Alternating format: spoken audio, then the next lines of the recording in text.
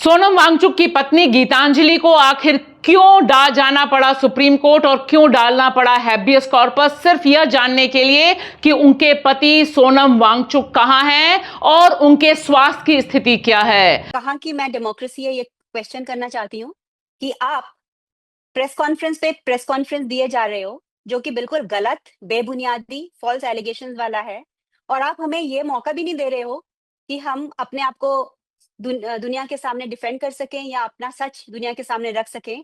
आपने almost house arrest में हमें रखा हुआ है, जिसको कि कोई भी आता है जाता है, उनको क्वेश्चन किया जाता है। कल हमारे स्टाफ और स्टूडेंट को पकड़ के ले गए और पुलिस कस्टडी में रखा ओवरनाइट, और बहुत सारे और युवाओं को बिना वजह पकड़ के लेके जा रहे हैं। ये करना क्या चाहते हैं वहां पर? एक अच्छे खासे पीसफुल एरिया को एक ऐसा माहौल क्यों बना रहे हैं?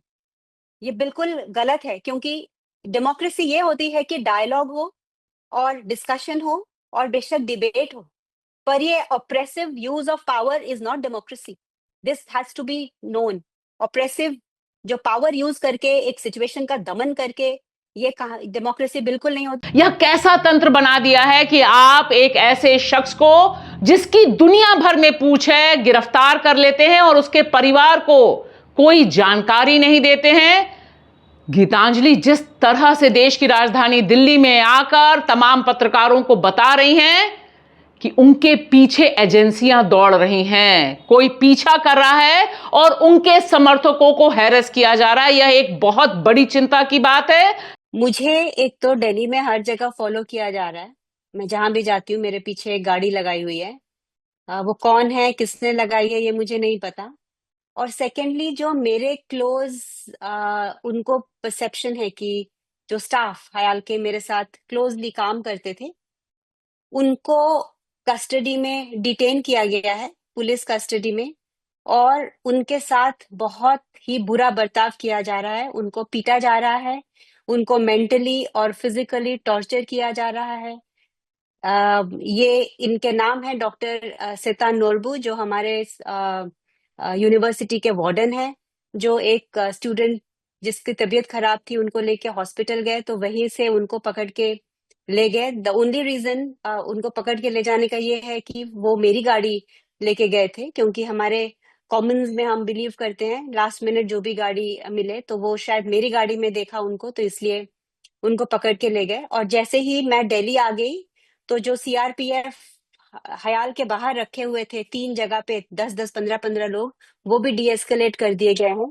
तो एक तरफ तो सोनम से मिलने नहीं दिया जा रहा, उनकी मेडिसिन देना, उनकी प्रोटेक्शन, उनकी वेलबींग का ना मुझे कुछ पता है ना किसी को कुछ पता है।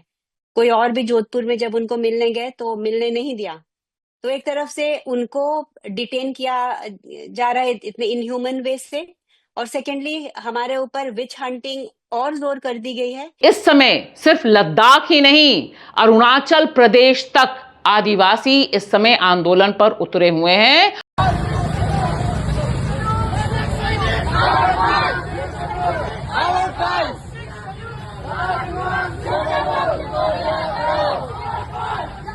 क्योंकि सोनम वांगचुक की रिहाई का मुद्दा इस समय देश भर में आग की तरह फैल रहा है, और अरुणाचल प्रदेश में जिस तरह से आदिवासियों ने सड़क पर उतरकर मांग की है कि लद्दाख को न्याय मिलना चाहिए, वह एक खतरे की घंटी है जिसे मोदी सरकार सुनने को तैयार नहीं है। लद्दाख सहित पूरे देश में सिर्फ एक मांग है कि लद्दाख के साथ न्याय हो।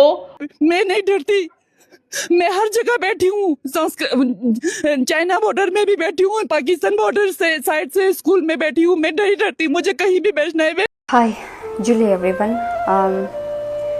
We don't want 6th schedule. We need 6th schedule. And you asked why. With a twinge in my heart and crackling voice, I want to address you this today. Because we don't want to be guests in our own land.